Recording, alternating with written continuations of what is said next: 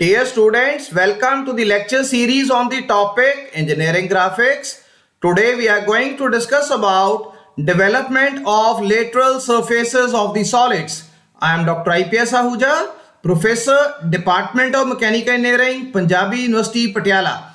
Now here we have been provided with a hexagonal pyramid having edge of the base equal to 30 millimeter and axis height equal to 75 millimeter.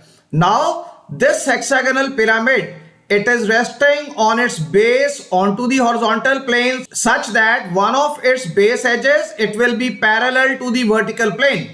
So if we locate the hexagonal pyramid base onto the horizontal plane into this orientation, so none of the base edges, they will be parallel to the vertical plane. So this is the incorrect orientation of the hexagonal pyramid onto the horizontal plane. Whereas while we locate the hexagonal pyramid base onto the horizontal plane into this orientation, now one of the base edge of this hexagonal pyramid happens to be parallel to the vertical plane. So this is the correct orientation of the hexagonal pyramid with respect to the two reference planes over there. So here we can see the edge EF of this hexagonal pyramid happens to be parallel to the vertical plane. Now we have been provided with the information that this hexagonal pyramid has been cut by an auxiliary inclined plane at an angle of 45 degree with respect to the horizontal plane.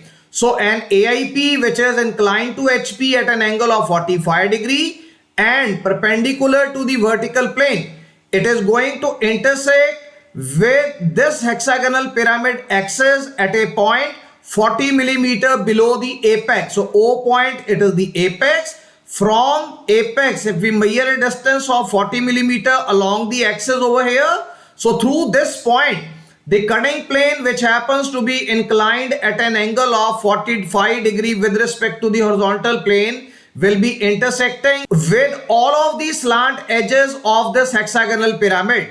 So this portion of the hexagonal pyramid has been intersected or removed by this cutting plane, whereas we are required to obtain the development of the remainder portion of this particular hexagonal pyramid over here. So we are required to draw the sectional front view, sectional top view, and the development of the lateral surface of the remaining portion of the truncated pyramid. Let us proceed with the evaluation of the orthographic top view and the front view projections of this hexagonal pyramid. So as the observer is going to look at this hexagonal pyramid from the top, now we are going to obtain the hexagonal projections of the base of this hexagonal pyramid onto the horizontal plane. And we know that the edge length of the base happens to be 30 millimeter. So corresponding to the edge length equal to 30 millimeter with one edge of the base parallel to the vertical plane, we have been able to obtain the projections of this hexagonal pyramid onto the horizontal plane below the XY reference line. Now we need to obtain the axis points corresponding to this hexagonal pyramid over here. So we need to join the diagonals AD, BE, and CF over here. So the moment we join these three diagonals over here, now the axis points O and O1 we have been able to obtain. Point O happens to be the axis point at the top, that is corresponding to the apex of this hexagonal pyramid, while point O1, it happens to lie onto the base of this hexagonal pyramid over here. So now having obtained the top view projections of this hexagonal pyramid, now we need to evaluate the front view projections of this hexagonal pyramid over here. So the axis we have projected into the elevation projection view, and we know that the height of the axis of the hexagonal pyramid happens to be 75 millimeter. So now with respect to horizontal plane, we have marked a distance of 75 millimeter above the horizontal plane. So the apex point we are able to locate over here. So this apex point happens to be point O dash. Now we'll find that point A of the base has been projected onto the XY reference line at the point A dash. Points B and F corresponding to the base, they have been projected onto the XY reference line as B dash and F dash over here. Points C and E of the base, they have been projected as C dash and E dash onto the XY reference line. And point D of the base, it has been projected onto the XY reference line as point D dash over here. So now all the points of the base, they have been obtained, and the access point of the base O1 dash has also been obtained onto the base over here. So now we can join the apex point O dash with all the 6 points corresponding to the base of this particular hexagonal pyramid. So here one thing we must remember, that the slant edge OE, it is lying on the rear side of the solid. It will not be visible to the observer. So the front view projections corresponding to OE, that is O dash E dash, should have been drawn as a dotted line. But this slant edge OE has been superimposed by the slant edge OC, which is appearing on the front side of the solid. We can check this edge OC, it is appearing on the front side. It is going to overlap with this edge OE, which is there on the back side of the solid.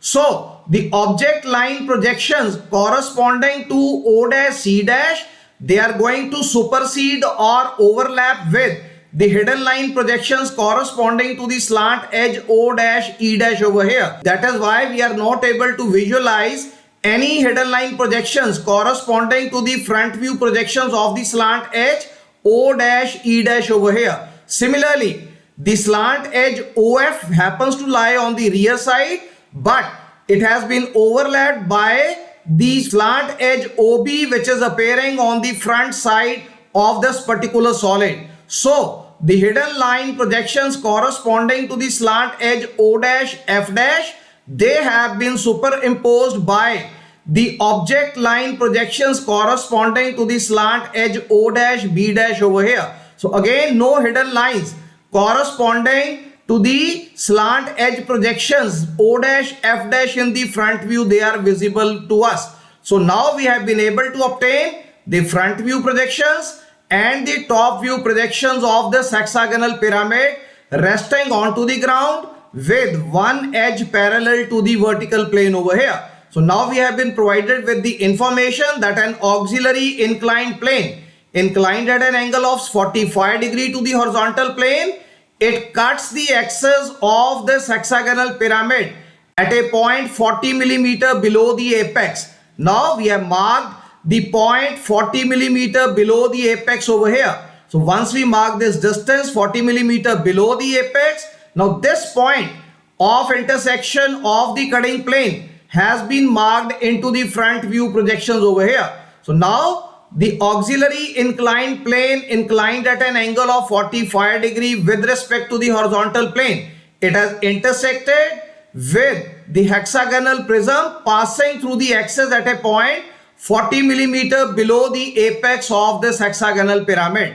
So now we know the orientation of the intersection of the auxiliary inclined plane with the hexagonal pyramid over here. So let us evaluate different points of intersection which are available with us by virtue of intersection of the auxiliary inclined cutting plane with the different slant edges of this hexagonal pyramid over here. So we can observe in the front view, O dash A dash slant edge of this hexagonal pyramid has been intersected by the auxiliary inclined plane at the point 11 dash over here. So now once we draw the projector from the point 11 dash into the top view projections, wherever this vertical projector from 11 dash, it is going to intersect with the top view projections corresponding to the slant edge OA over here, will be obtaining the point of intersection 11 in the top view projections over here.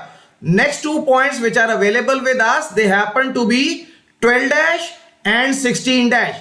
So 12 dash, it is the point of intersection of the auxiliary inclined plane with the slant generator O dash B dash. Similarly, Point 16 dash, it is the point of intersection of the auxiliary inclined plane with the slant generator O dash F dash over here. So this way, corresponding to the two slant generators O dash B dash and O dash F dash over here. So the 2 points of intersection we have been able to obtain. So from points 12 dash and 16 dash, if we draw a vertical projector line into the plan projection view, wherever this vertical projector line will be intersecting with top view projections corresponding to the slant edge OB, we will be obtaining the point number 12 in the top view projections. Wherever this vertical projector line emerging from point 16 dash, it is going to intersect with the top view projections corresponding to the slant edge OF over here. Point number 16 will be identified into the top view projections over here. Now the next 2 points of intersection happen to be 13 dash and 15 dash, as they are obtained by virtue of intersection of the auxiliary inclined plane with the two slant generators O dash C dash and O dash E dash respectively. So these are the two generators which have overlapped with each other, O dash C dash and O dash E dash. So point 13 dash happens to lie onto the generator O dash C dash, whereas point 15 dash happens to lie onto the slant generator O dash E dash over here, and both of these points, they have overlapped with or coincided with each other. So now when we draw a vertical projector through these points 13 dash and 15 dash into the plan projection view, the intersection of this vertical projector with OC will provide us with the location of the point 13 in the top view projections, and the intersection of this vertical projector with the top view of the slant edge, that is OE, it will provide us with the location of the point 15 in the top view projections over here. And the last point of intersection happens to be point 14 dash over here. So point 14 dash happens to be the point of intersection of the cutting plane with the slant generator O dash D dash over here. So onto the generator O dash D dash, we have been able to obtain point 14 dash by virtue of its intersection with the auxiliary inclined plane. Now from 14 dash, if we bring a projector downwards into the plan projection view, wherever this perpendicular projector from 14 dash, it is going to intersect with the slant generator top view projections OD. So point 14 we are going to locate over here. So all these 6 points of intersections corresponding to this cut surface section over here, they have been identified and located appropriately into the front view projections. All these 6 points of intersections, they have been appropriately located into the top view projections over here. Now we find that this portion of the solid has been removed. So this portion of the solid or the hexagonal pyramid will be discarded. We are left with the remainder portion of the hexagonal pyramid as it is shown over here. Similarly, in the top view, we can see that if we join points 11, 12, 13, 14, 15, 16 and 11, we have been able to obtain the sectioned top view projections corresponding to this cut section. And now since this cut section happens to be inclined with respect to horizontal plane, so the section top view projections which we have been able to obtain by virtue of sectioning of the hexagonal pyramid with this auxiliary inclined plane, this section surface will represent apparent shape projections corresponding to this cut section over here. And now we can join the remainder portion of the slant edges, that is 11 and A, 12 and B, 13 and C, 14 and D, 15 and E, and 16 and F. So all these points we have appropriately joined in the top view projection so that we can visualize the remainder portion of the slant edges which are left behind after the intersection of the AIP with the hexagonal pyramid. Now we are required to obtain the development of the lateral surface of the remaining portion of the truncated pyramid. So now we know that corresponding to this hexagonal pyramid, we can check the top view projections OA and OD.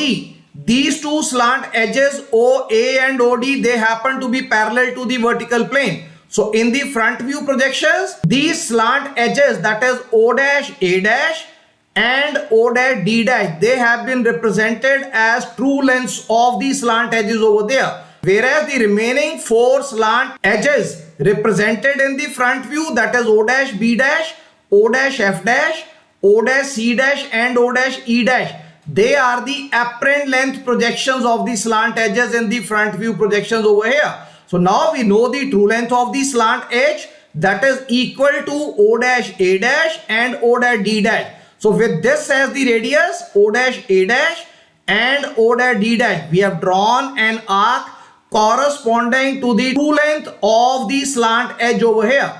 And now having drawn the arc corresponding to the radius equal to true length of the slant edge, now we know the edge length of the base. So edge length of the base happens to be 30 millimeter. So from point A, 6 arcs corresponding to the different corner points B, C, D, E, F and A, we have to obtain onto this arc which was drawn with a radius equal to the true length of the slant edge. Now we can join this apex point with all the corners of the base over here. So this way the development of the hexagonal pyramid has been obtained over here. So now we know that the point of intersection 11, it happens to lie onto the true length of the slant edge O dash A dash over here. So now we'll measure the distance from O dash to 11 dash, and since this point is lying onto the true length, so this distance will also be true length, that is O dash 11 dash. So now with OS center, we'll be marking the same distance onto the slant edge OA at the start and OA at the end of this development over here. So 2 points 11 and 11, they have been obtained over here. Next point available with us, it is point number 14. Why we are going to plot 14 point first? Because again point 14 dash happens to lie onto the true length of the slant edge O dash D dash. So here the radius which we are going to obtain corresponding to point 14 dash, that is O dash 14 dash, will also be the true length. So we'll measure this distance O dash 14 dash, and now onto this particular slant edge OD. So the same radius we are going to plot over here. So point 14 will be obtained into the developed surface view over here. Now corresponding to these 4 points, now we have already discussed that points 12, 13, 15 and 16, they happen to lie on the apparent length of the slant generators O dash B dash, O dash F dash, O dash C dash and O dash E dash over here. So now we need to obtain the projection of these apparent lengths onto the true length over here, so that the true length distances corresponding to these 2 points 12 and 16 and these 2 points 13 and 15, they should be obtained. So now once we transfer this apparent length distance onto the true length line over here, so now this distance will provide us with the true length corresponding to the points of intersection of points 12 and 16 over here. So these points we are going to label as points 12 1 dash and 16 1 dash. So these points, they are projected at this point. Similarly, the points 13 dash and 15 dash, they are also available on the apparent lengths O dash C dash and O dash E dash respectively. So now once again, if we transfer these 2 points onto the true length, so we'll be measuring now this radius over here. So this point of intersection will provide us with the location of the points 13 1 dash and 15 1 dash over here. So now we know the true length of all these 4 points of intersection. Now once we work out the radii corresponding to these points of intersection, now we can check corresponding to point 12 1 dash, this will be the radius from O dash up to this point. So O dash 12 1 dash point distance we have evaluated. So same distance we have marked onto the slant edge OB over here. Similarly, regarding point 16 dash, again the true length of the radius, that is O dash 16 1 dash, has been obtained over here onto the true length. So this distance we are going to measure O dash 16 1 dash. So the same radius equal to O dash 12 1 dash will be marked onto the slant generator OF over here. So again, two more points we have been able to plot, and finally these 2 points they are left. So corresponding to point of intersection 13 dash, which happens to lie onto the apparent length. Now the true length of this radius has been obtained. So once we transfer this point over here onto true length, now this radius will become O dash 13 1 dash. So once we measure this radius onto the slant generator OC, so same distance will be marked and the point 13 1 will be projected over here. And finally the point 15 dash, again it lies onto the apparent length. Now once we have transferred this onto the true length, so same distance as O dash 13 1 dash and O dash 15 1 dash, it will be marked onto the slant generator OE over here. So all the points of intersection, they have been appropriately obtained into the developed surface view. Now we can join all the edges of the base. We can join edges corresponding to the points of intersection into the developed surface view, and we can join the remaining portion of the slant edges over here.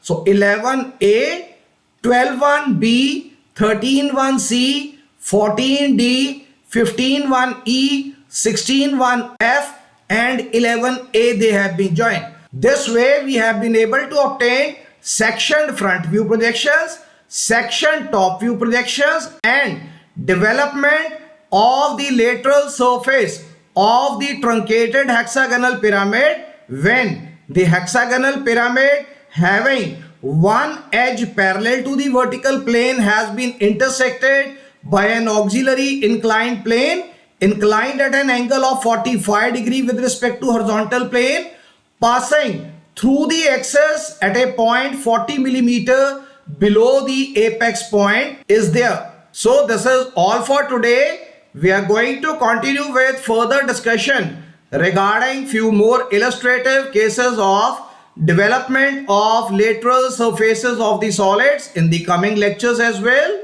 So thank you very much. Thanks a lot.